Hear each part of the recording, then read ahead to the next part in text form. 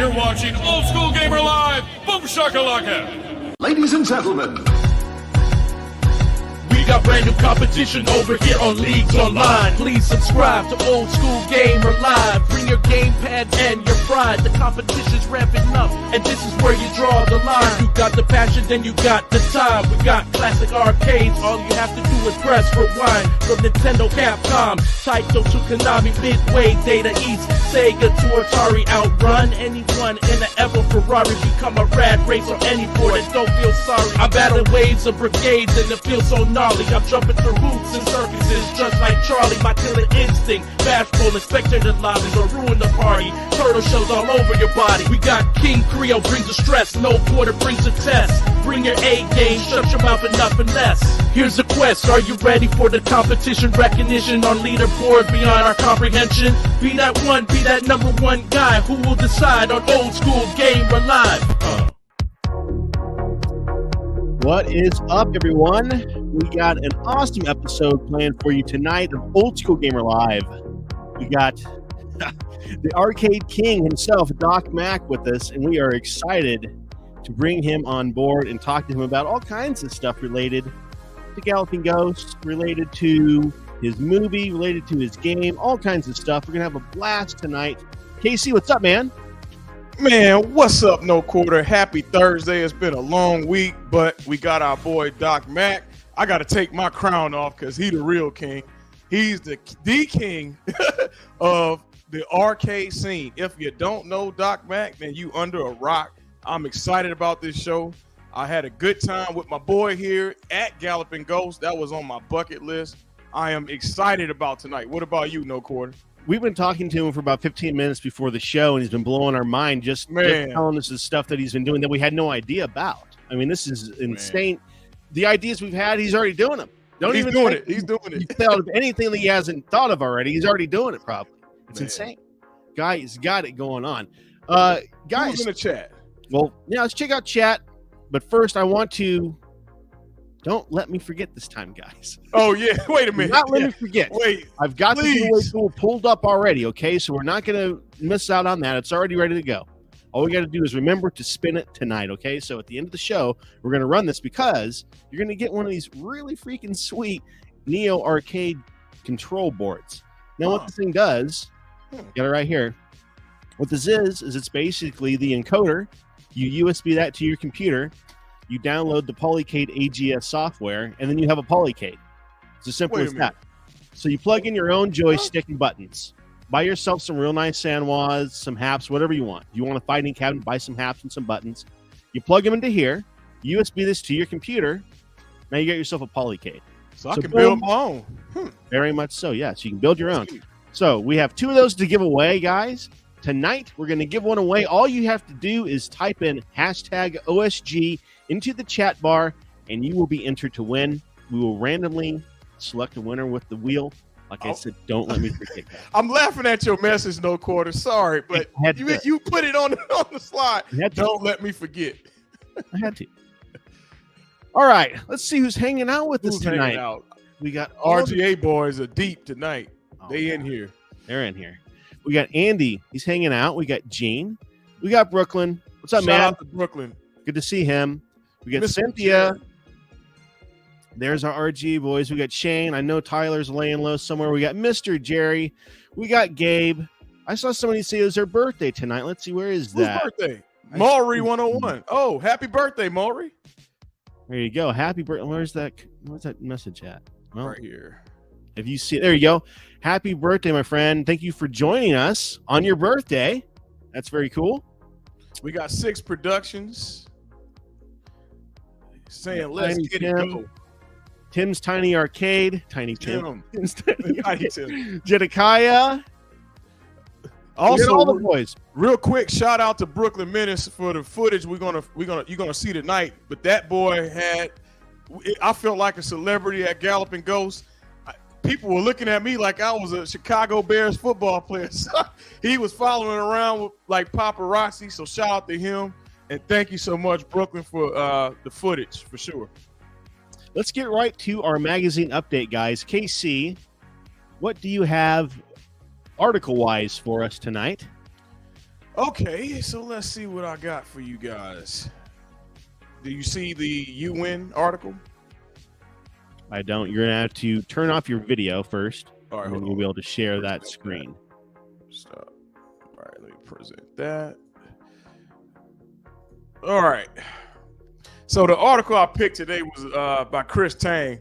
So this article in the most recent Old School Gamer Live articles talks about Chris Tang. If you don't know who Chris Tang is, Chris Tang went from a competitive retro player to now he's a competitive cosplayer. So talk about a hell of a career. But for those of you that know about the old school competitive scene, you know what I'm talking about. The Blockbuster weekend tournaments. I participated in the Star Fox one. The 1990 NWC for Nintendo.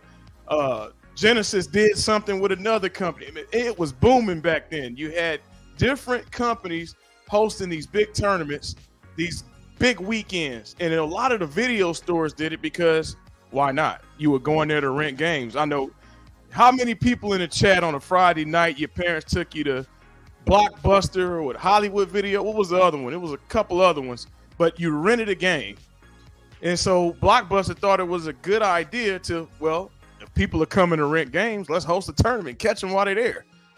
So the real big one that everybody knows about was the Star Fox one that had a specific cart, and it was a set just like the NWC cart to specific tournament rules.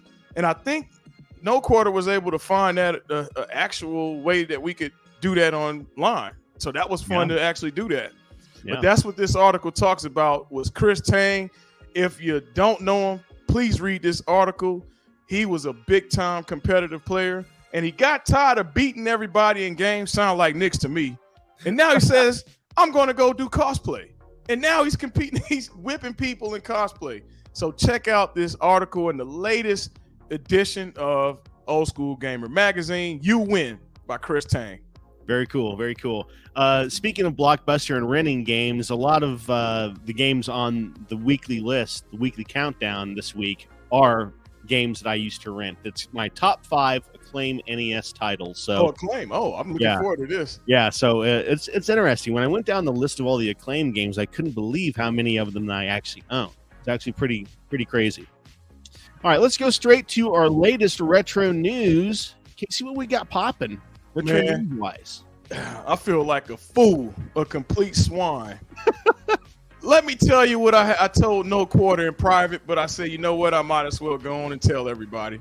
So the big news this week was Atari, and this is why it's important to do what, folks? Read. All I saw was the headline, and I see what? Let's scroll up here, but I'm going to show you. The headline goes, Atari releases replica PCBs for a few of my favorite games. Black Widow, one of them. Well, epic game. Gravatar, I suck at. Major Havoc, another epic game. So what does King Creole do? King Creole says, well, oh man, now I get a chance to get the PCBs. I could go find an old cab. I could go rebuild a machine. Well, I didn't know that this was just wall art. Yeah, look, yeah, it's not populated. It's just the board itself. I see now. Yeah, so it's funny. If you look at the board, this is obviously it's the actual PCB, but on one side they have artwork for the marquee, but it's non-active. And as you can see here, it says weirdly the product listing describes them as non-functional. So please don't be a fool like me. Get excited, think you about to go get some cheap cabs and rebuild it, and you got $245 PCB boards from Atari. Yeah, although it's not as exciting as it would but it's be. It's pretty neat. Real PCB, it's actually really pretty cool. Yeah, look at this though. Yeah, if you're an arcade head, you're gonna want those hanging on your wall. I mean, those are 3 of the most iconic games. So this is what's funny. They say pricey silicone, $245. So this will put, folks, all the wall art I see coming from what's that craft store? Everybody gets wall. Come on, Hobby Lobby. Hobby Lobby. Yep. This will put your Hobby Lobby in shape. This is $245. You can have an epic replica of the PCB of those 3 epic titles. I play these games on my Atari 50 collection. Play them on the ALU. I got about 10 ways I can play these games. What about you, No Quarter? What's out of these three? Which one is your nostalgia?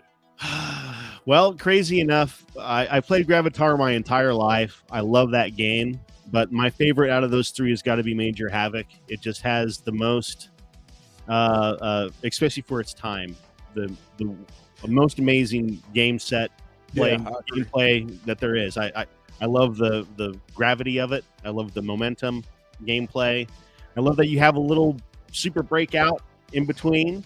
It's pretty neat. It's just a phenomenal game and a vector game, and I've always been a huge fan of vector games. So, if I had to pick, I would say Black Widow would be mine because of Black Widow is that's a great one, man. Game, man. That's a twin stick shooter. That's a probably. Can we credit that game? Maybe Doc Mack knows when we bring him on, but can we credit Black Widow as one of the first twin stick games? It's got to be up there. I mean, it's got to be up. It's got to be very close. I see him backstage. He's shaking his head. So I think we're right. So Black Widow is a pioneer. So if you own that cab, if anybody out there, we know Doc has it, but if anybody out there has that cab, that is a pioneering cab. It's one of the first. It was the first twin stick game. And I see Mr. Jerry said wall art. I got original PCBs of WrestleFest, Tapper, and Jungle King on my wall. So Mr. Jerry already knew what Atari was up to. That's what I got for you, No Quarter. Very I know you cool. got some stuff too. What Very you got? cool. I do. Corrupt actually sent us, Corrupt Neuron, one of our community members, sent us a little video that he took. So when we went to Midwest Gaming, we went and hung out with the Premium Edition guys, and these are a group of people that make packaging for NES and SNES and Sega and other platforms, actual retail packaging, but very well done. Well, he won one of the patches that you have to earn, and so he created a little video, and we just wanted to show that real quick. Here we go.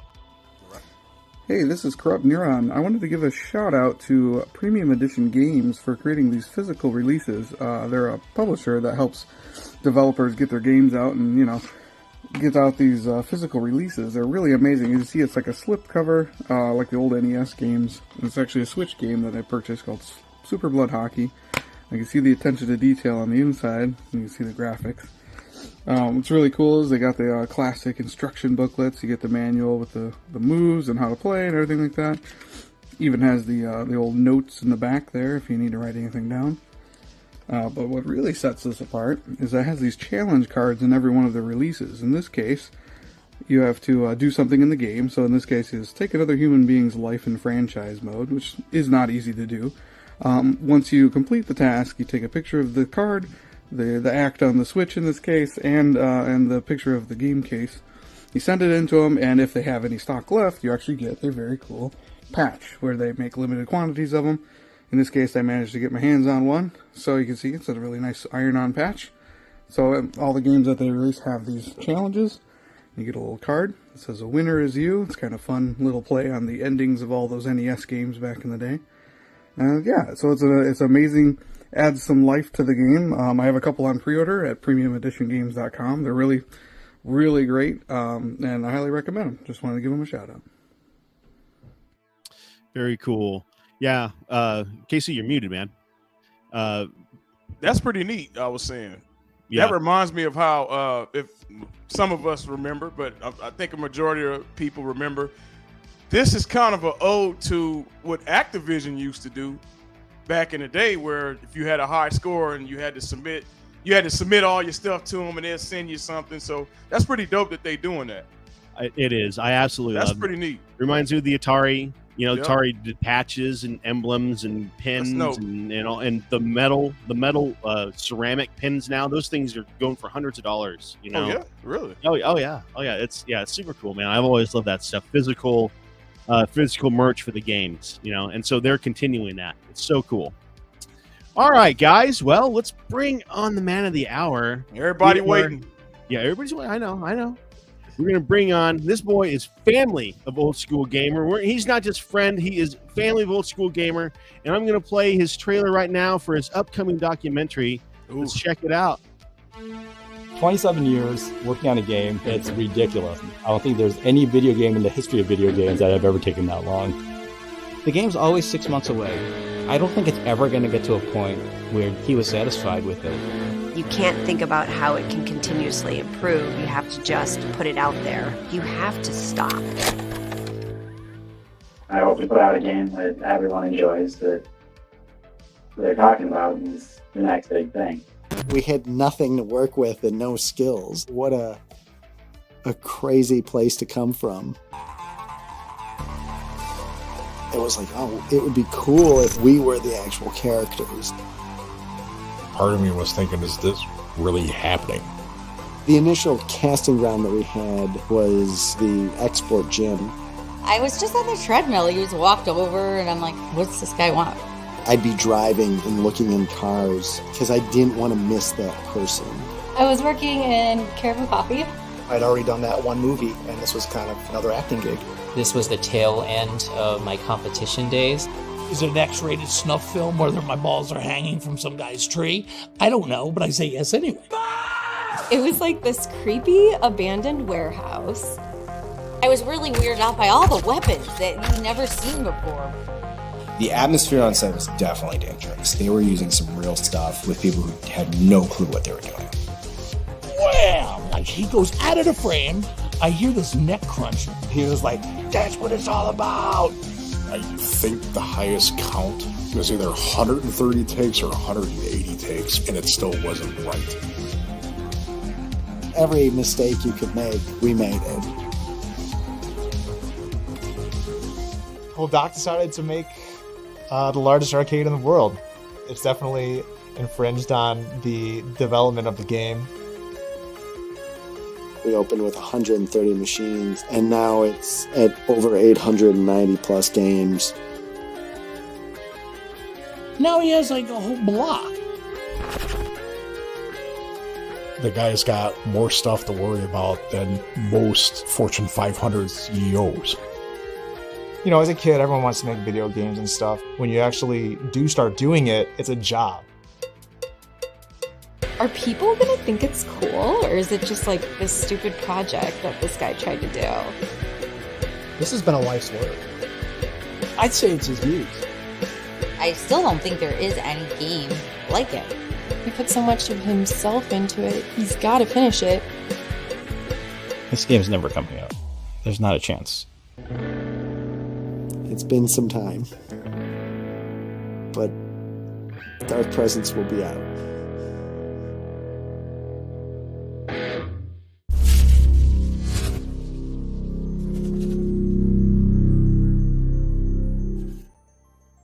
All right, we're excited to bring Doc Mack on. Doc, my friend, how are you? I'm doing well. Thanks for having me. Awesome. Thank you so much for joining us. Unfortunately, KC just had a power outage, unbelievably. He's it's back and he's resetting. He'll join us here in a little bit, but no big deal. We will start. So this game that you've been working on for 27 years.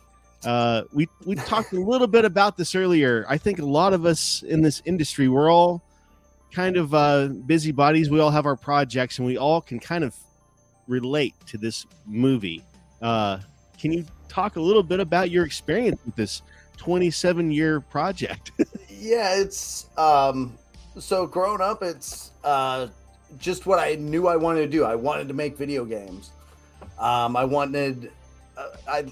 grew up in arcades and started with Pong. Asteroids was the first arcade game I ever played, and it was just what I was going to do. I knew it from the time I was 6-7 years old. This is what I wanted to do for my career.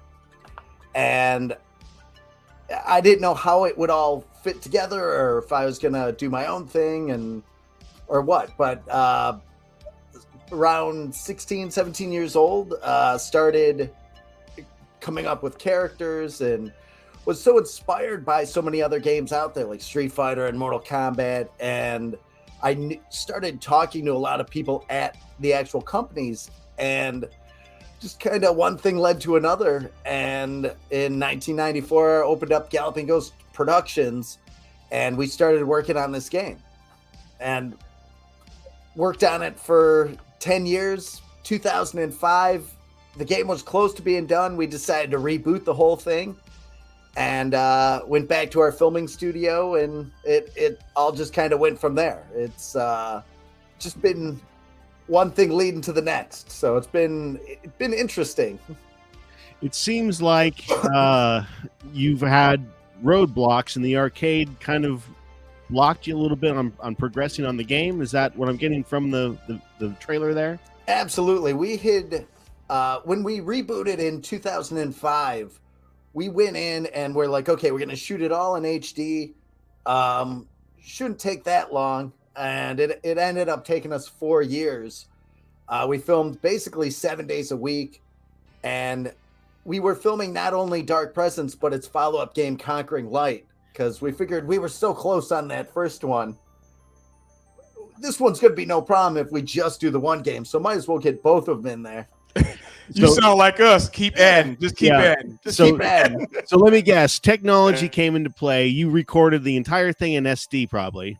And then HD came about, and you're like, man, I got to do this in HD. Is that what happened? Yeah, it like the game when we shot it in 94, it was fun. It was fun, but it just looked dated. And so much had happened from 94 to 2004 that it was like, we can put this out and it'll do whatever it's going to do, or we can go back and do it one more time. And we had learned so much. It was like, I didn't want to take the chance of putting it out there, not being it what I wanted and what everybody else that had put in so much work and effort to create. So we're like, we're going to start it all over. And like you're saying, we got out of the filming studio, and shortly after that, everything lined up and the arcade opened. And running the arcade was such everybody that was working on post-production on the game shifted to go working at the arcade. So like you've got programmers and artists and sound guys now just working a counter at an arcade. So running tournaments. Yeah. That's a lot easier and a lot more fun. Oh man. We had to stop doing the one fun thing to go do this other fun thing. Yeah. And that's just kind of been the dilemma of all of it. It's so many things keep coming up, and it's like, okay, well, we can't not open this arcade. And the arcade was honestly just kind of this whim. It was not anything that we were looking at opening it after the arcade launch, after Dark Presence launched, but everything just lined up, and it's like, oh, well, we should probably go do this now. But that literally took like a 7-year hiatus when we were still working on the game, but it was in such a fragmented way that it wasn't we couldn't focus on it. The arcade was so all consuming of our time. So I see why. If everybody's looking at this video, you can see it's overwhelming. It keeps growing too. It never slows down. The arcade is opened up with 130 machines.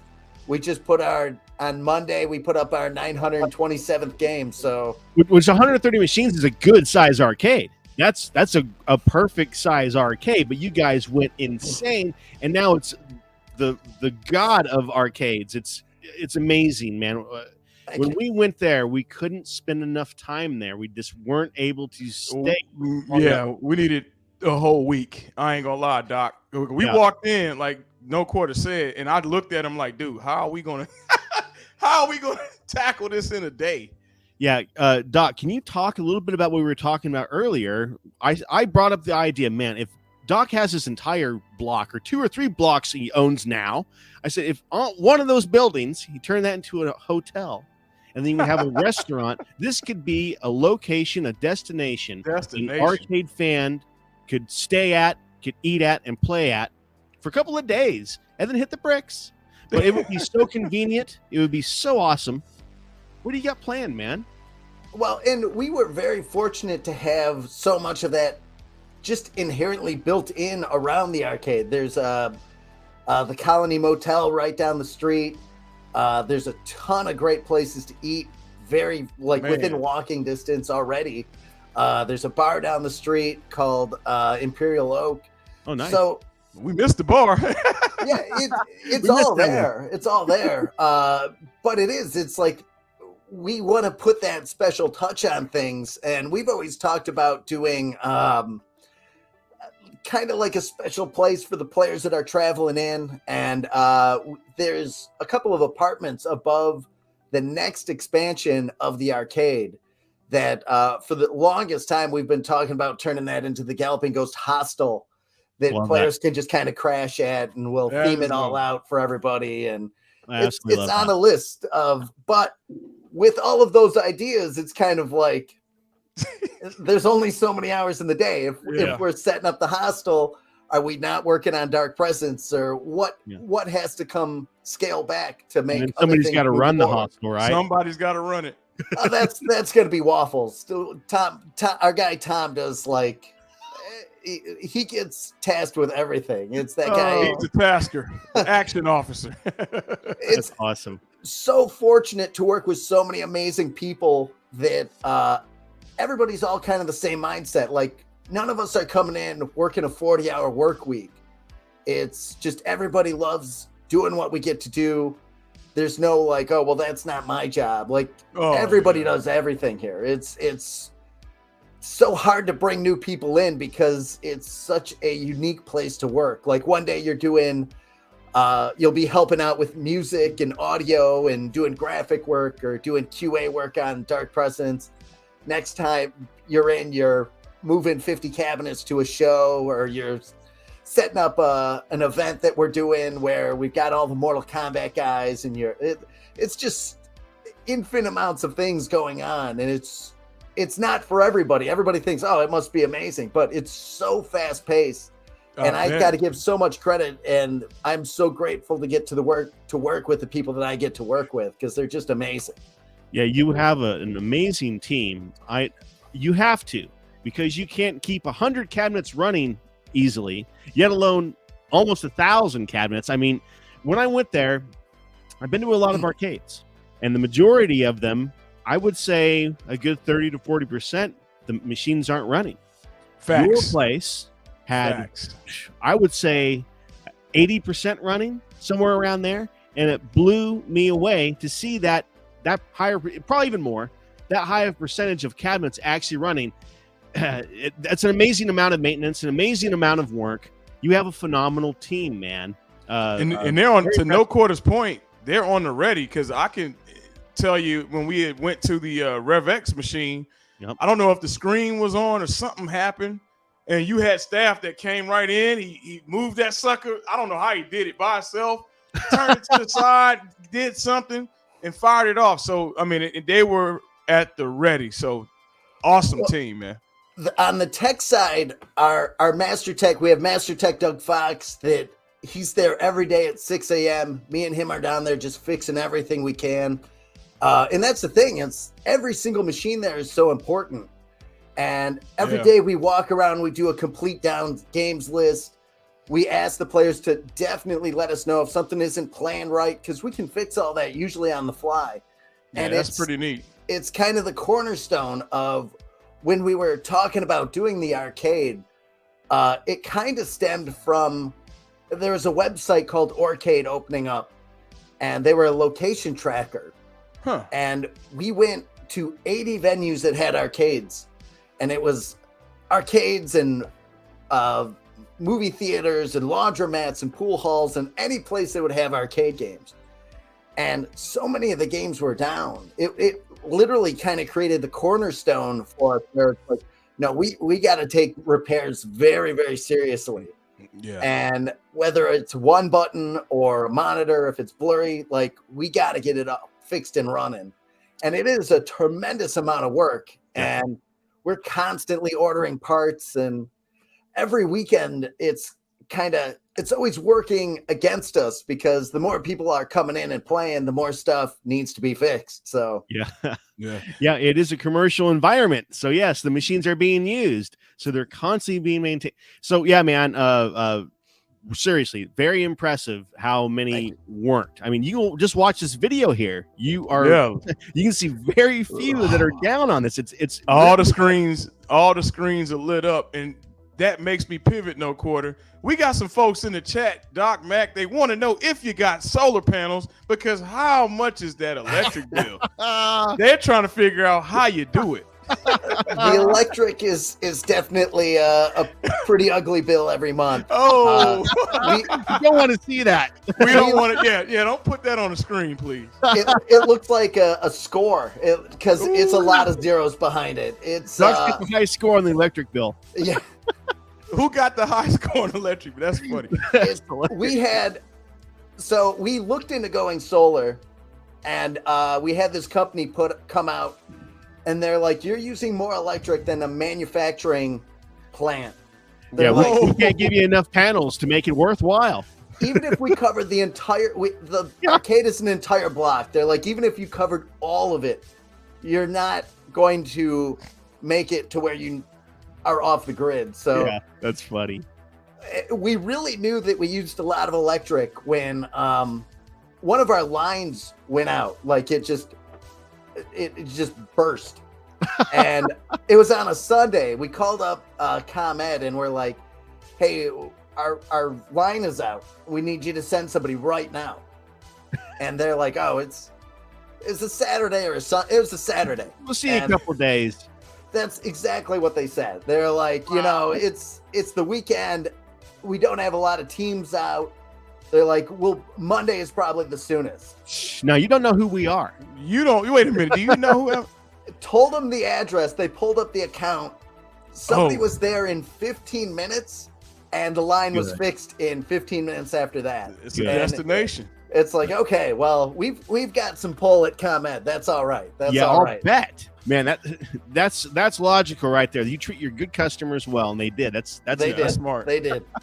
I'll tell you what, Doc. I was telling No Quarter this. What got my attention was you guys have. How do you guys source the titles? Because you guys got games that I haven't even seen, that I heard of, may not have ever touched. Because all we had in my area was Aladdin's Castle, and you know how that is. You rotating the same machines. If they were profiting, you kept them. You was rotating some, so there was a lot of games that I didn't even touch, right? So walk through us. What do you if you can, what makes you think of like getting a Batsugan, for example? I never heard of that title until I think Arcade had it. So what makes you get those? So it's kind of the secret thing. The arcade floor it's kind of a selfish thing.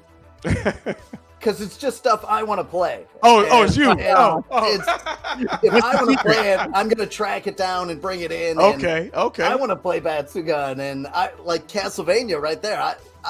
That was a nice machine, boy. Out in Japan, and I think that was really the big thing that set us apart. Was I was bringing in Godzilla kits from Japan already, so I had a lot of connections out there, and was able to traverse various sites and figure out how to ship stuff in. So I was bringing in boards before literally anybody was, and we picked up 114 cabinets out in Denison, Iowa, and they were like $50 a cabinet. What? Wow. Wow. Less than $5,000 for everything. And it was great titles. It was Cubert, Donkey Kong, like anything. Street Fighter 3. Great collection of games. That is awesome. There were a bunch of titles that was like, this is a good cabinet, but not necessarily a great game. So we were getting like games like Samurai Showdown 6 and Outfoxies, and we were bringing in these boards that nobody knew what they were back in 2010.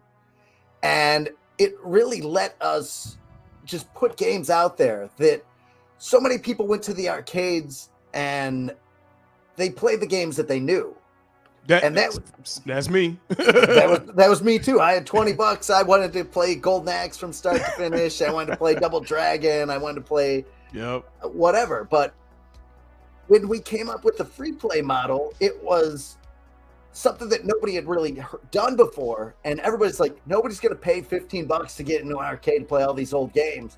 And it was like, you're going to get people to try stuff because they don't have that mental block of, the investment of rolling that quarter through. Facts. And it really changed everything. It was so an untested business model to this thing that instantaneously just hit. And people were trying things like, maybe they only try it for a life or two, but the chances of them finding something new that they're like, oh, this is my new favorite game. Yeah. And it all just kind of lined up. And with as many arcades that we've tried to help open, it's one of those things we still don't see people doing. It's like you can just go get a board and put it in a cabinet. It's not that hard to wire it all up and make it look really nice. And that's how we were getting games like Sailor Moon and Ninja Baseball Batman, and we were finding all this stuff that nobody had ever heard of. And that kind of became like this weird draw, because it was like, it was the arcade starting all over again. It was, for me, that's how I felt. Yeah.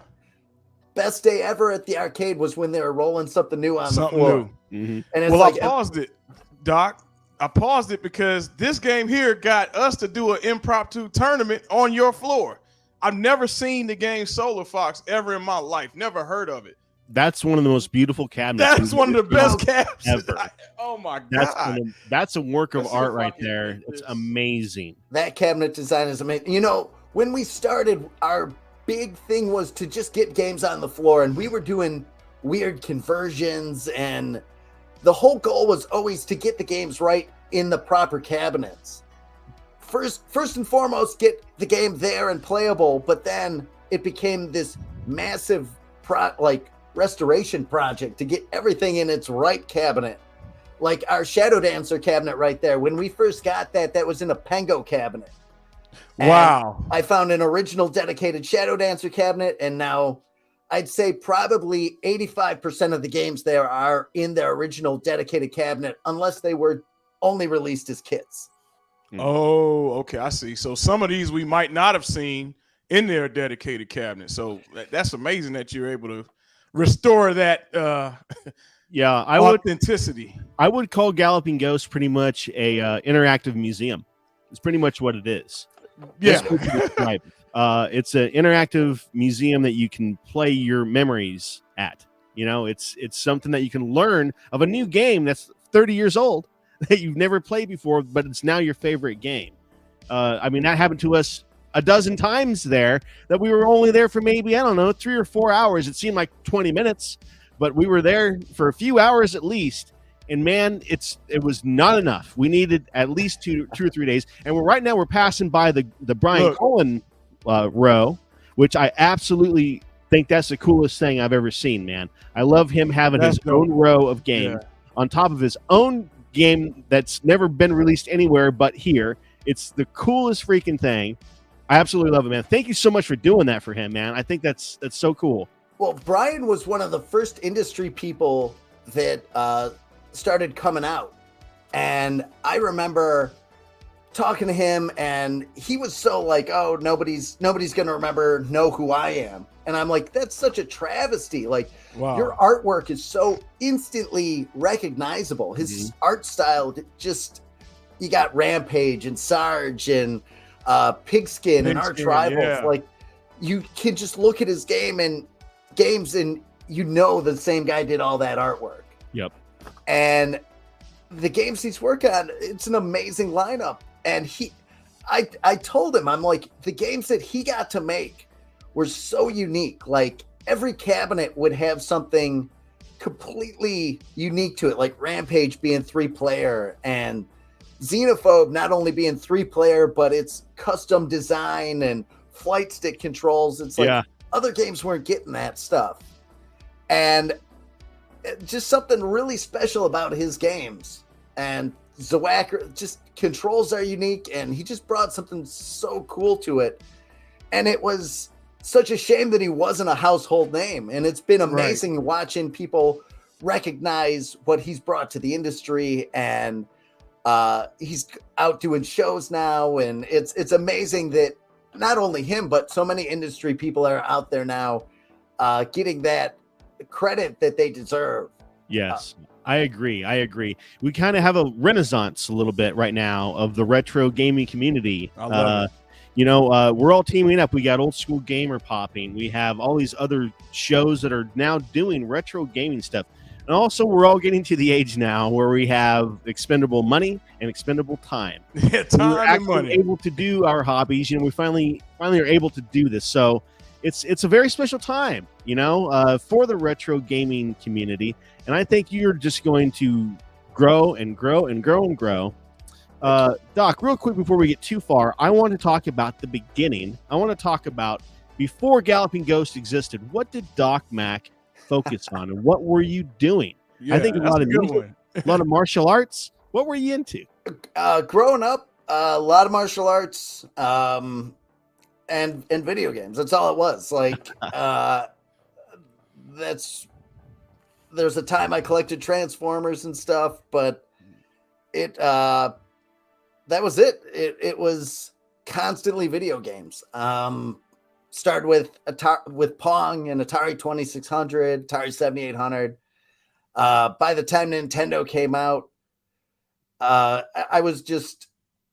it occupied my whole life.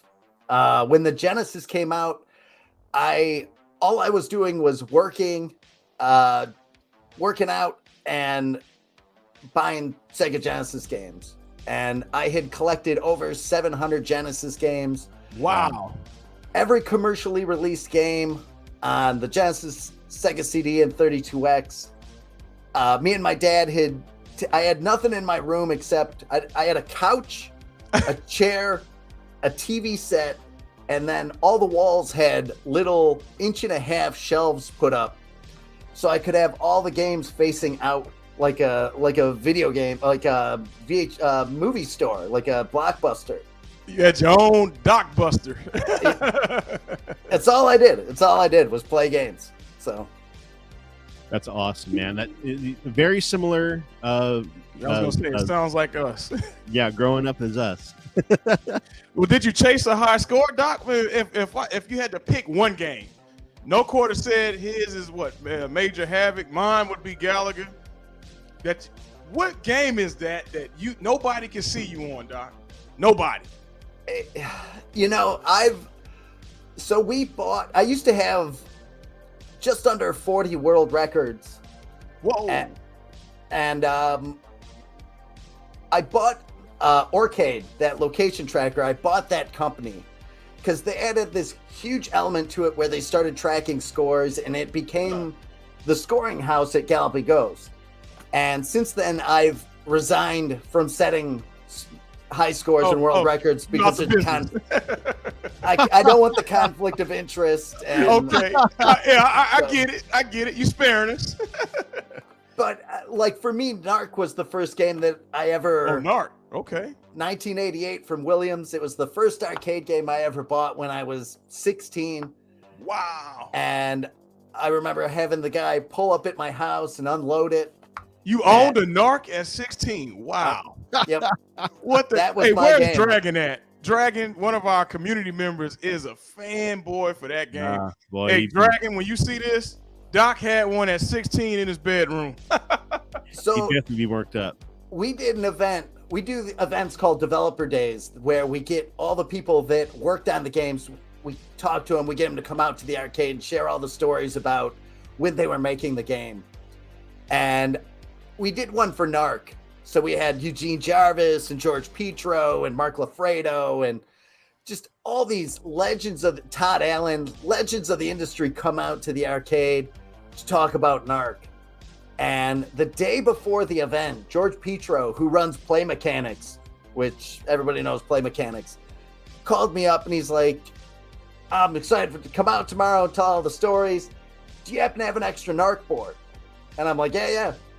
He's like, can I get it from you? I'm like, yeah. Drove it out to him and we went back.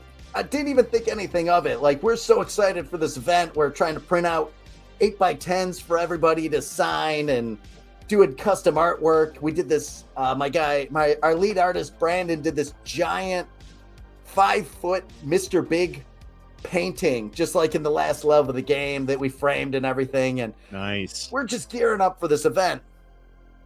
George comes in the next day. The event's going on, and everybody's telling stories. Super excited for it.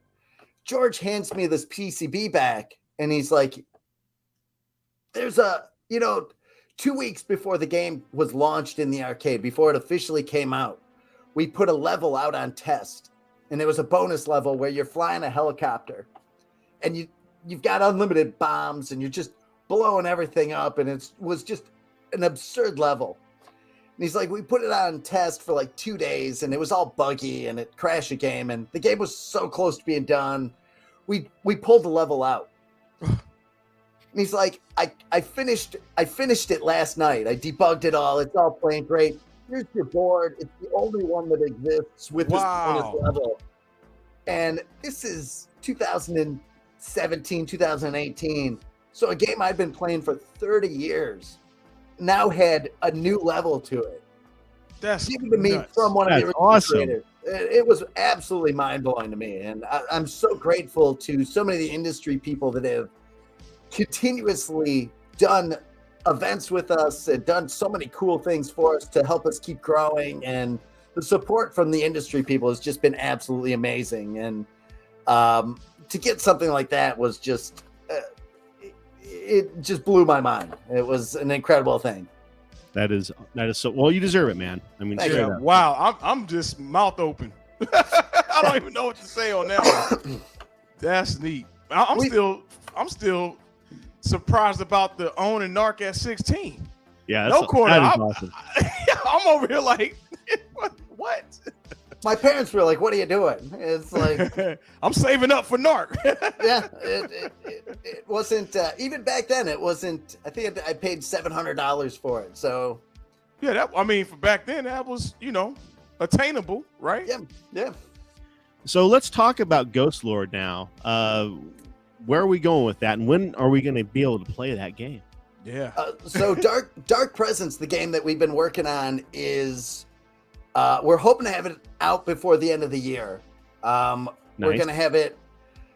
We'll probably put it out on the arcade floor for about 2 months as for a testing period. Cool. Then we'll pull it off, and then we'll have an actual release party for it. And we've got arcades all over the U.S. already lining up for it. Places in Japan and Germany. So we're very excited to get it out there. It's been such a journey to get this completed and out there, especially with all the other plates now spinning that we have to keep going. So nice. Very cool. Where are we going to go with Galloping Ghost? Are you just going to continuously grow with more and more games? Are you going to add a stage at some point when we have live music? What are you going to do with it, man? Yeah, what you got planned? Are you coming to the West Coast? Because I would love to see Galloping Ghost in Los Angeles. Galloping Ghost West Coast.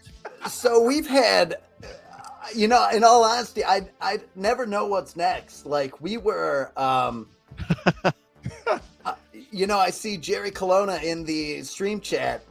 He used to run New Jersey GamerCon, and we were talking with him about opening an arcade and started doing New Jersey GamerCon. And when he did that show, we went out to go support him, and we brought Daniel Pacina, who's Johnny Cage in Mortal Kombat, and John Parrish and Philip Bond from Mortal Kombat.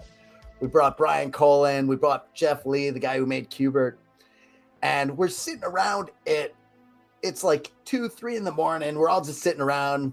They're all drinking and saying like, wow, this is so awesome that we're out doing these shows now. And it's like, we want to do more. Like, what else can we do with you guys? And Daniel runs a martial arts school. And he's like, we should open up a martial arts school together. And it was so crazy. 2 months later, we're opening up the Galloping Ghost Gamma, which is our gym and martial arts school. And we got Daniel Pacina teaching there, and Philip Bond, and go work out with John Parrish. And that's awesome. It just kind of happened. It all happened very quick and just out of nowhere. So since then, it's hard to plan what's coming up. like we never know. It's opportunities keep presenting themselves. We want to do more. We've been talking about doing a console and LAN center. We've been talking about doing a like a coffee house. We've had so many people from the industry lately saying that they want a music venue. So there's so many Tim Kitzrow and Paul Niemeyer. There's like on top of all the industry people that professionally do music, there's a lot of talent out there that want to do music, and it's obviously a huge interest to me. So I'm pretty easily coerced to do anything that's fun like that with these legends of the industry. So I don't know what's next. But. Galloping Ghost Lounge, cigars. You can listen to live music. Hey, whatever. We got a couple questions for you here, man. What we what's got? your number one game on your wish list that you don't currently have? Oh, that's a good one. That's a very good question. Yeah, and I'm so usually we don't even tell people what we're looking for because it's everybody competing against us. But right now, I would say our top ones that we're looking for are there's two Laserdisc games. One is Time Gal, and the other is Revenge of the Ninja. And they're basically unobtainable. Like I don't know anybody that owns them. Like I can appreciate collectors; they don't want to part with their ultra rare games, but it's an obsession for me. Like I hassle people that if they've got something, I want it to where everybody can play it. We got to share these games with people. So there was one place, this guy had 500 games in his collection. Personal collection. Wow. He just had this giant warehouse in the backyard. It was just a standalone building out in the middle of nowhere. And we kept asking him, I'm like, would you ever sell anything out? No, I'm not selling anything. And I hit him up like 3 years later. I just checked in with him. I'm like, hey, are you ever selling anything? And he's like, you know what? I'm out. It's all for sale. Whoa. And we ended up pulling out hundreds of games from this guy. And he's so generous and helpful he was so on board with wanting these games to be out there and letting people to enjoy them. And again, the collector scene is amazing. But for me, knowing the industry people, they want their games out there. Yeah. And the community has been so good about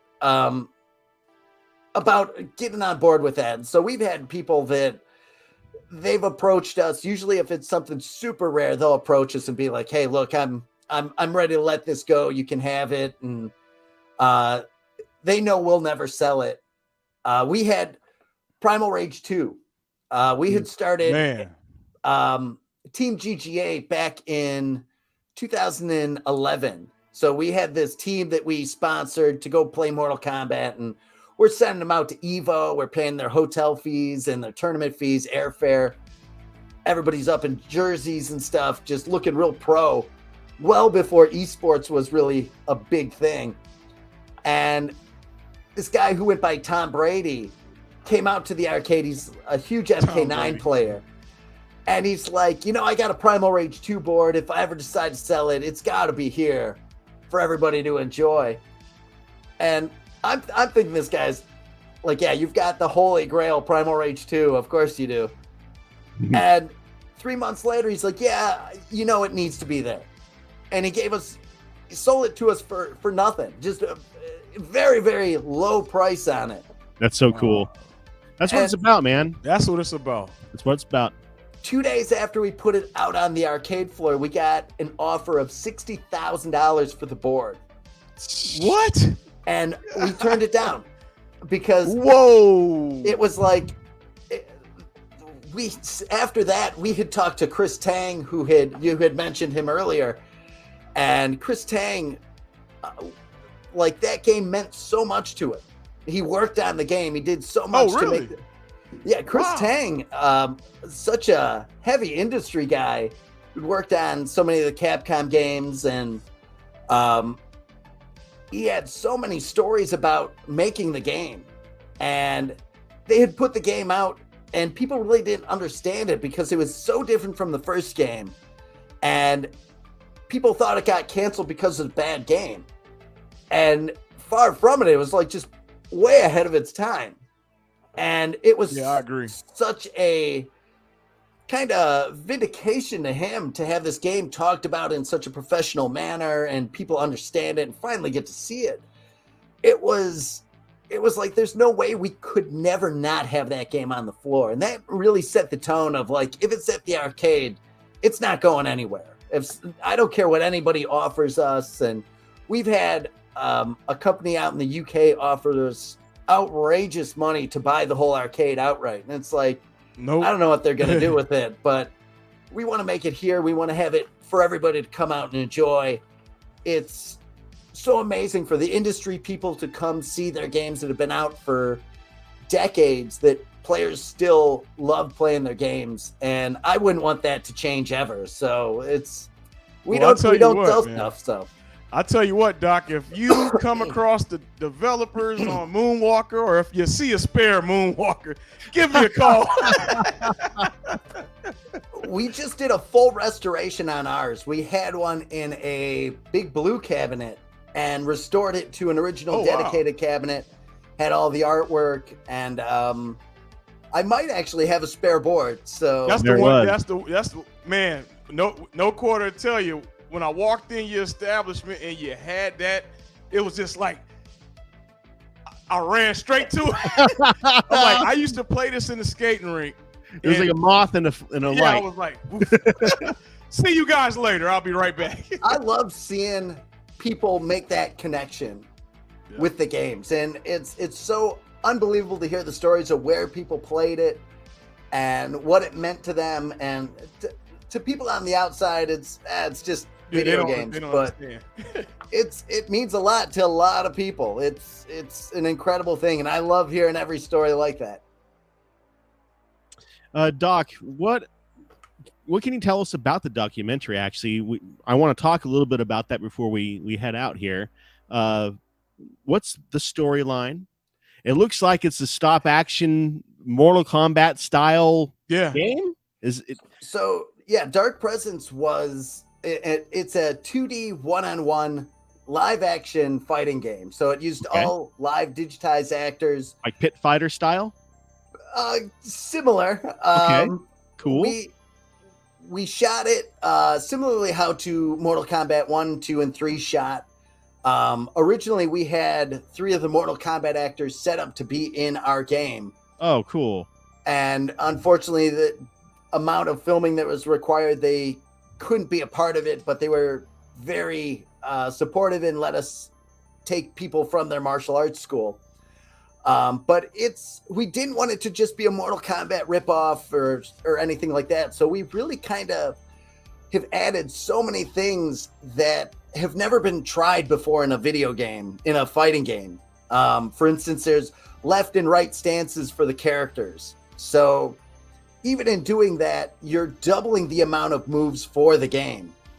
And it has been such a learning experience in creating it, that we don't want to just replicate stuff. We want to really innovate everything in this game, not only from gameplay and the feel of the game, but to the cabinet itself. Like, we've added stuff like the arcade cabinet has a GPS system in it, so it's looking where the cabinet is located. It's updating the time of day. So as it gets later in the day, it turns to nighttime. It's got a full weather system, so if it's raining outside, it's raining in the game. If it's snowing outside, it's snowing in the game. What? We've got 7-inch touch screens on the game, so and USBs, so you can pick up a USB drive, put it in, and as you're finding moves in the game, it's populating a moves list. So for me, when I was playing Mortal Kombat, if I found a move, I would have a little notepad and I would write it down, and you'd see all those notes throughout the arcade of moves people found. Now it all self-stores, because we don't want to give it away. Like so many of the games now, it's just every single move out there. And we're going classic. We want people to find all this stuff, and we're not just going to give everybody all the combos and stuff. We want people to go find them. And the touch screens display all that information on the fly. And another thing, we've got a prize drawer. So, like, if you finish the game, you can win a statue out of the cabinet that we've had all the characters sculpted by a sculptor from McFarlane Toys, did all the modeling for them. So if you can finish the game without continuing, it'll spit out a 7-inch resin statue of the character that you just beat. What? Whoa, I love Get the heck that. out of here, man. This is what. Yes, yes. So it's we're trying to do stuff that people haven't done. It's the stuff that when I went and was playing Mortal Kombat, it was like, I love that. This is what I would want to see. It's like, it's everything. The 30 years of stuff that I've wanted in the games put into this game. And now that we've had this pro fighting team, the game is playing absolutely amazing. And we just got to get it done. And it's been so amazing. We've had Craig from this company called Year of the Phoenix that approached us, that's doing this documentary. They're actually running a Kickstarter for it. He's been shooting it. He came up and asked, like, why is this game taking so long? And it's been 28 years we've been working on it. And he's telling that whole story of why it's taken so long. And he's documenting everything that has happened since the inception of it. And he's got a Kickstarter running right now. You can search for it under Ghost Lord and the Quest for Dark Presence. And it's basically chronicling all the work myself and everybody at Galloping Ghost has done to make this game. And I know he's just over 1 day left to meet his Kickstarter goal. So we definitely appreciate everybody checking that out, and check out the trailer that you had shown. That's for his documentary that he's doing on our game. So even that, it's like we weren't planning on having a documentary done about this, but that's amazing. Speaking of the Kickstarter, guys, there's only a few hours left, right? What, 30 hours, 28 hours, something like this left? 27 hours left, I think. 27 hours left. I put the link at the very top of the chat. So, guys, get the link. Go get in there. And send this guy $5, $10, $25, $50, $100, $1,000. Just send it over. No big deal. Send it over so we can continue what he's doing, what he's growing, what he's building. Please support. This is amazing. This is our AETN drive for charity drive for the Galloping Ghost. Please. Y'all want me to sing a song? We'll do like the Jerry Lewis telethon. We'll go all out. I'll get the guitar. I play trombone and trumpet. No Quarter can play drums, and I think you can play guitar, if I'm not mistaken, huh? We'll play it out until the rest of it's funded for him. Awesome. Well, Doc, where can everybody find you online, my friend? You can look at pretty much anything Galloping Ghost is us.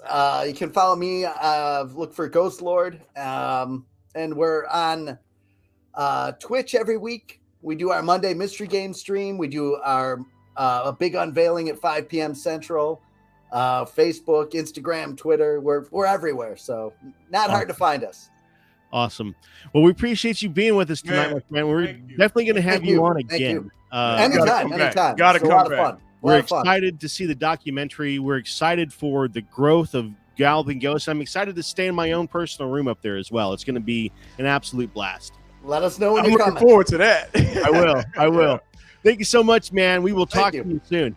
Thank you so much. Thanks, everybody. All right, man. Thanks, bud.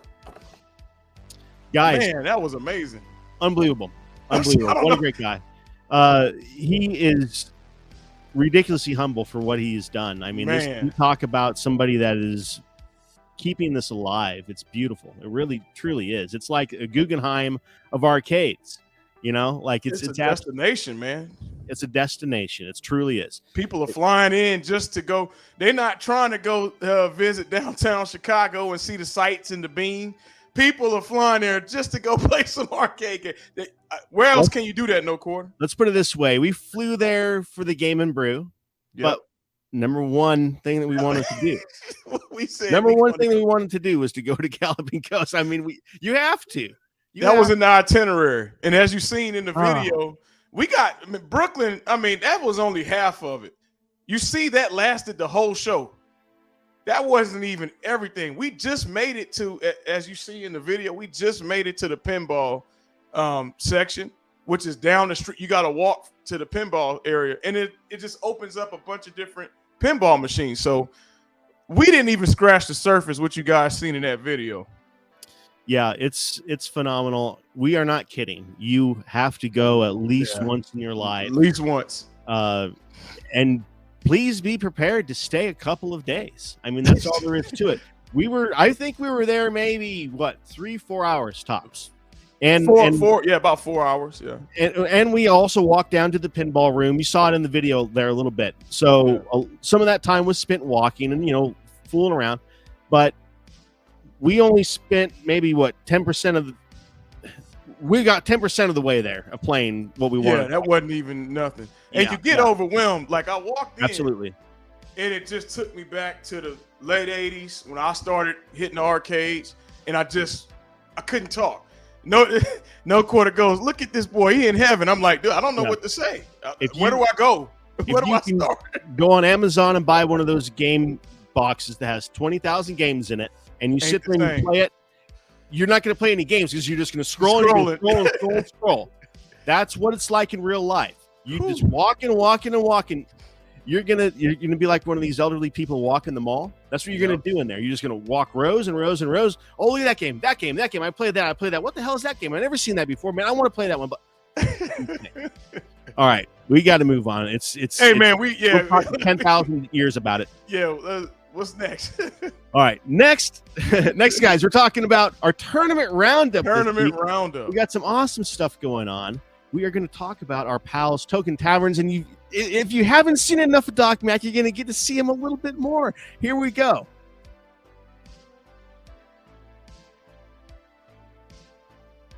Uh-oh. You got it? Done. It's like jammed up, isn't it? No, you might want to, fire it back up. Huh.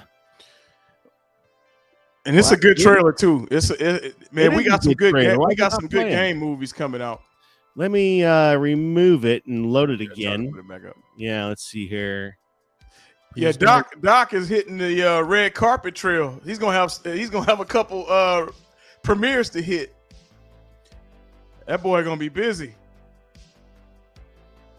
I'm excited about the accommodations. That is really he got me with that. And I'm picturing it no quarter when he says, "Hey, I'm gonna have a." Oh, there we go. Go ahead. I heard some audio. Here we go, guys. We got to go.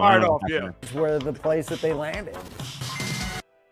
Before there were arcades, bars were the place that they landed. Because of the experience we had back in the 80s, that is now revived with the arcade bar. It's brought a resurgence. There are a huge number of arcade bars popping up all over the country. It's this new meeting ground for people. They're doing gangbuster business. So arcade bars apparently is a business plan that's truly working. We've been busy. We've been trying to keep beer stocked. It's nuts. Being able to experience this piece of our childhood, the whole nostalgia aspect of it, they just go so well together. You got all your old favorite games. Come on in, play the games, and have a beer, a whiskey, my preference whiskey. But when I walked into my first arcade bar, I was just like almost in tears. I'm like, oh my God, someone gets me. You get to do something that you love and share it with a community that's incredibly supportive. 90s hip-hop, beers and video games. You're doing good work. You can't have a business like this and not be passionate about it. Play the game with the owner of this place and he destroyed me. I might leave that in a Yelp review. Announcing last call for bars and nightclubs requiring their shutdown. COVID-19 is definitely a curveball. There are going to be a lot of places that don't reopen. I'm facing weeks where we're making maybe $200. It sucks to be you. We're still here, I guess. Now there's a whole pandemic. What do we do? We drink. Cheers. Hi, Stormy. Hi. Only in 2020, Stormy Daniels is coming in a reboot. I think Donald Trump's favorite character in Mario Kart was Toad. I'm triggered. I'm leaving. I was like, oh my God, this guy's got wrestling too in this place. If you want to play, maybe we'll wager tonight's tab on it. Sweating. The connection that goes beyond the physical game. If it wasn't for this place, I wouldn't be who I am today. I never thought it would become a spot where people love it as much as they do. We're just a friendly neighborhood arcade bar. It's a way that it's been introduced to a whole new generation. I think it's a pretty exciting time to be a gamer because pretty soon around your corner there's going to be an arcade bar. It brings back the fever and passion from the 1980s. Keep up the good fight. It's a great place. It really brings back history. Token Taverns, boom shakalaka. So there we go, guys. Man.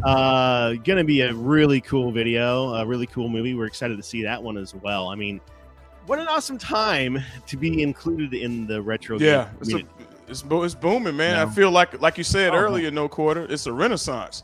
Really people are, and I call arcade whoop in the 3/4 quarter scale, I call them gateway into once you get a taste of that, you're gonna want to exactly what it is. The 3/4 cabinets fueled my desire to play more arcade games. I was a console player my entire life growing up. Same here. Console, PC, stuff like that, because I never had a cabinet. But now, we can buy these things for $300, $400, $500. It feels like a real cabinet. It's sitting here. It's perfect size for your house, but nothing compares to going to a real arcade. Oh yeah. Let's talk about our pals.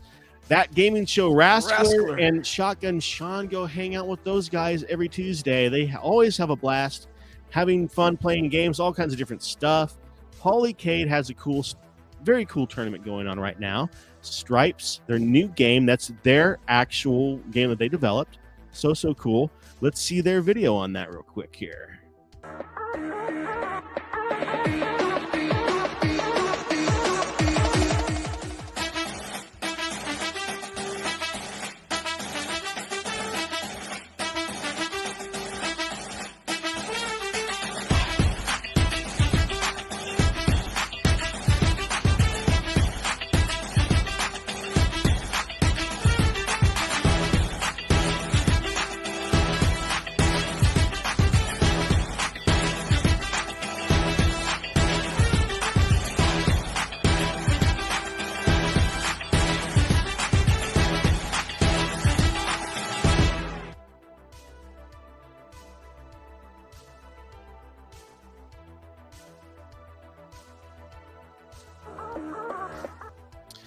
So, if some betting, oh man, yes. So let's talk a little bit about that. That Moxie.com. That is a new thing that Nolan Bushnell has been working on, and a whole Nolan Bushnell. Who is I don't know who that is. Nobody knows who that is. But the granddaddy of everybody. Yeah. He's been working on this company, and it's bringing esports to the adult market where we are able to earn points that we can then turn into cash. It's very, very cool. I'm excited about it. KC's excited about it. We're going to start using this to host some tournaments because this is something we've been waiting on for a decade or so. This is so cool. So we're going to be able to, do some Vegas style gambling, which we've tried to do in the past. We have done our casino nights, and those have been fun. But this is going to take it up a whole other notch, guys. So get your Cash App cards ready. Throw your $25 on that thing. PayPal, whatever you got. Whatever you want. I'm coming and, for you. We're going to have some fun with this, guys. That'll be fun. Let's see here. We're not done yet. Retro Game Fun. Facebook. That's fun. Retro Games Fun. We had a blast with these guys last week. Every weekend they host a weekend challenge. Right now, you can go on to the Retro Games Fun Facebook page and vote for what game we're going to play this weekend. Last weekend was Black Tiger. That's a fun game. A blast. I've always played that game. I love that game. These guys can play it a little bit better than me. I was getting about 60K, and that was a good run. These guys are 160, 170, 180. So they're getting to like stage 4 and doing very well. I can get to stage 2. So very impressive gamers over there. So go hang out with us and play the weekend challenge with us. Neo Turf Masters, hang out with us over at the Facebook Clubhouse. We do challenges over there all the time, and we play our favorite golfing game, Neo Turf Masters. Our boy UAG and Console Fanboy teamed up, and they are doing a Mortal Kombat Throwdown tournament 1v1 on the Fightcade. Register now on their challenge page, and you can watch it live on UAG's YouTube. Our pal Gary Ray, when he's not in trouble and laying low and hiding out, he's doing Sunday night fight nights. He plays a lot of Street Fighter, does a lot of Marvel versus Capcom. There's all kinds of awesome fighting games. So go hang out with our pal over there. All right. All right. Now we have gone down to our weekly countdown, guys. This week, What you got, man? I got to hear this. This week is my 5 favorite Acclaim SNES titles. And I was blown away with how many of these I've actually owned throughout the years. Apparently, Acclaim was quite the influence in my life growing up. So number 5. What you got? Talk to me. T2 on the Super Nintendo. Now, this is one of these crazy ones. It's a horrible game. It sucks. Yeah, I got a bone to pick here. I would rent okay. this thing. I don't know why I would rent. I remember renting this multiple times because I wanted so desperately to beat it. Because I love the T2 franchise. Oh, yeah. I love everything about the movie. I love all the stuff Everything. about it. But this game, it's brutally bad. But it's so bad it's fun. You know, it's like those Star Wars games on the Super Nintendo. They're so ridiculously difficult. Oh, my It's actually pretty fun to play. So this is one of those games. It's just, now you know why it's number 5, right? All right, number 4. What you got for 4? We got WWF Raw on the Super Nintendo. that was a good one. I really like this one. This had the last group of characters that I knew who they were. I was gonna say that was the last of the heyday. Yeah, we got Razor Ramon, we got Lex Luthor. You know, I knew those boys, so I love this game. Very fun one. If you never played this one, fire this one off. Number 3, and I was gonna say Mortal Kombat 1, but this was a little bit more for me. Mortal Kombat 2 on the Super Nintendo. When this popped, I agree with this. Now, when this popped, this was so revolutionary because it added the blocking, it added run, it added stuff that was brand new to fighting games. And so, I mean, you had blocking going back, but it had a button to hit. And so that was really different. And so, and it also was a part of the combo system. So this was really a very, very impressive game in the day when it came out. Me and my pals, I remember sitting on the living room floor for hours playing this and getting my my tail whipped. Number 2 is Wolverine Adamantium Rage. This is a surprise. I love this game because I love the size of the sprites. I love the gameplay of it. It's just a very, very good game. If you ever get a chance, fire this one off on the SNES. Number 1 for me, guys, and this is really funny because we've been talking about this game a whole bunch. Revolution X on the Super Nintendo. Let me see. Yeah, okay. I can see why that's number 1. I can see why that's number 1. This was a great port. I played this one. It was a good one. This is one that I actually owned, and I played it all the time. I just really liked it. No NBA Jam? Not on Super. Like I told you, I'd never really played sports games growing up. Because Acclaim did NBA Jam. So yeah, I know they did. They did a whole bunch of sports games. Come on, man. I didn't own any of those, and I didn't really play them. I give you a pass, but number 1, I agree with 100% for sure. On your list, you can put NBA Jam in. This last week's game of the week, guys, Continental Circus. Let's fire over and see if anybody dared. I mean, this game is hard, man. I ain't gonna anybody lie. dared to challenge me. Let's see here, because I had a pretty good score. Let's go here to following, see who our companions. What? Mr. Jerry? Oh, look at oh my God. Oh boy. Corrupt Neuron 1 point. This game is tough. It was very difficult. Corrupt and Jerry must have got to what, stage 2 or 3? I got to stage 2 and barely got to stage 2 and wiped out very early. So these guys had to have had some time on stage 2, and that's very impressive because that's a very difficult game. Hey, Jerry just did that before the show too, so he was grinding. And look at Corrupt. That's who I saw it pop up over here on the screen. Leaderboard passed, so that was Jer. Now notice one thing too about Corrupt. He was late tonight. Now he's sending the eye emoji. All right. Prince knows what I'm talking about. Yes, the NES port was very impressive. It really was. The gameplay was amazing. It really was. Better than T2 for sure. Let's see what's Herb say. You ever gonna sell Uplay arcade T-shirts? I don't know, man. I could put them on some sort of one of those sites like we used to do for leagues online. We could do something like that, but I think you'd probably be the only one that would want to buy one. We might just give you one We just Yeah, bought we're them going. up You know for- what, Herb? Yeah, we're gonna have to. Yeah, I think we need to hook Herb up. He's been around forever. Let's go on to this week's game of the week, guys. It is Nitro Ball. If you haven't played this one, this is so freaking fun. I'm going to fire this one off right now. We're going to play just a couple of runs. Yeah, I never seen this one. I don't even want Casey to even try this because I know he doesn't have a chance. So we're going to just, I'm going to just do it here. Oh, let's see. I never played it. I never played. Let's see. You played it. You just don't remember it. Let me see. I got to see this because Nitro Fire this Ball. off. I'm going to be doing on the keyboard here, so this will be real cute. Oh, okay. Now, you played this before. Yeah, I remembered it. Hold on, let me turn that down. Oh, I'm gonna have to fire this up. Corrupt, you're banned. He's banned. Get him out of here. Get out of here. Want him out of here. Oh, I remember this. Yeah. So it's like a Smash TV. Smash TV, yeah. Total And a Carnage. pinball game, kind of. It's very difficult to describe, but it's a blast. It is really a extremely fun game to play. Let's see if you guys can beat my score here. I'm going to run for a high score here. Any of you guys think you could? Ooh, that was close. So I get this. I can turn into a pinball. Let's see It's here. a Here we go. live pinball game. Look at this. Here we go. Now I'm going to run up here and try to knock all these out. So yeah, so now it turns into a pinball game. This is nuts. Freaking cool. What a genius idea for a game. Yeah. And I, doing some research on this game earlier, it has a really beautiful cabinet. I don't know. I want to see what the cabinet looks like. It's awesome. I don't know if Doc has one or not. That would be.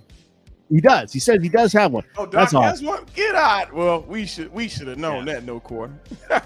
That's kind of a given, isn't it? Yeah. There you go. 2750. You saw me do that live. You guys are more than welcome to beat my score. Let's see who already in there. Let's see.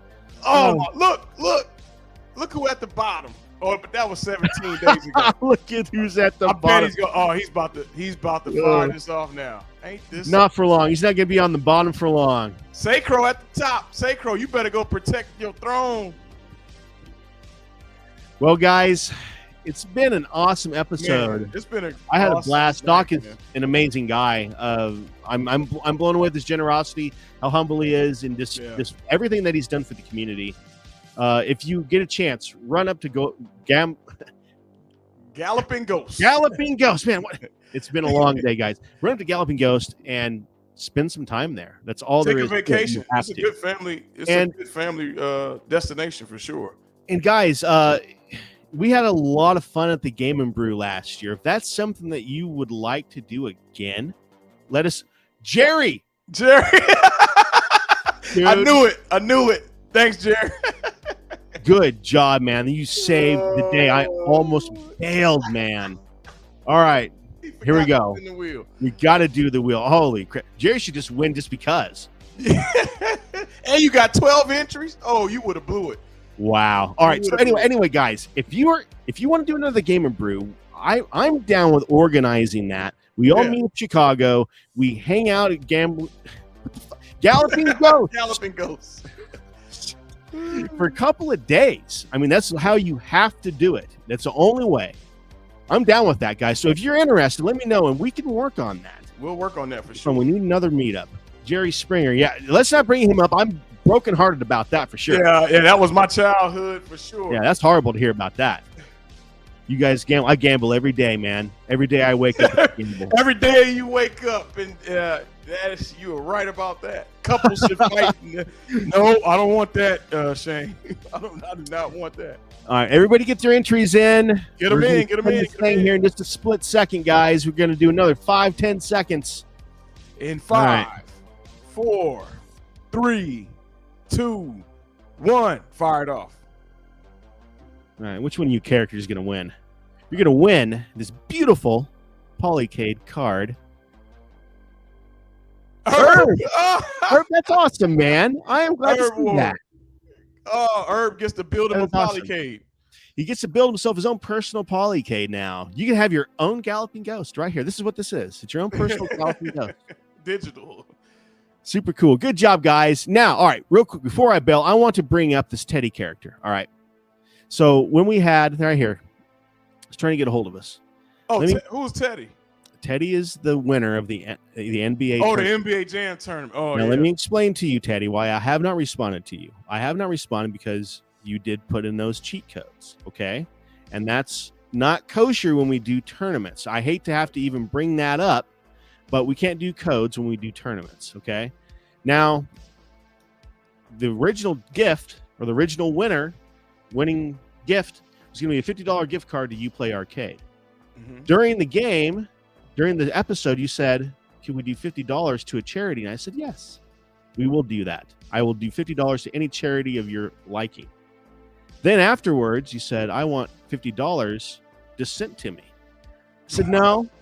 Is that the charity? I'm not going to do that. Okay. So if you have a charity in mind, I will be more Let than us happy know. to send $50 to a charity, but I'm not going to send you $50. That's just not how we're going to do this, okay? So there you go. That's that. And next time we do a tournament, guys, no codes. No codes. No nothing. We're doing it completely legit. That's how we do it. So anyway, that's that. We appreciate everybody hanging out with us tonight. Doc, thank you so much, my friend. You're a badass, and we will see you soon, man. Be back. Everybody have a great one. We'll see you soon. Boom shakalaka! Hey everybody, it's Tim Kitcher here, the voice of some of your favorite video games like NBA Jam and NFL Blitz, and I'm here to talk to you about Old School Gamer Magazine. It's the magazine for retro gaming, and it's exploding. Kaboom! Old School Gamer Magazine now has twice the content, with new columns on retro gaming, arcades, retro computers, indie publishing, and a ton more. Plus gaming history, memories, and modern excitement in every issue. Find out when conventions are happening and what you might have missed at others around the country. Print issues come out every other month, and if you want to go green, digital options are available. If you aren't in the U.S., take a look at our digital options or the new print on demand through Amazon. This massively expanding magazine is all yours in print and digital for just $50 a year in the U.S., $75 in Canada, or digital-only subscriptions, including all of our back issues for just $20 a year. Visit oldschoolgamer.com and subscribe now. That's oldschoolgamer.com. Boom shakalaka!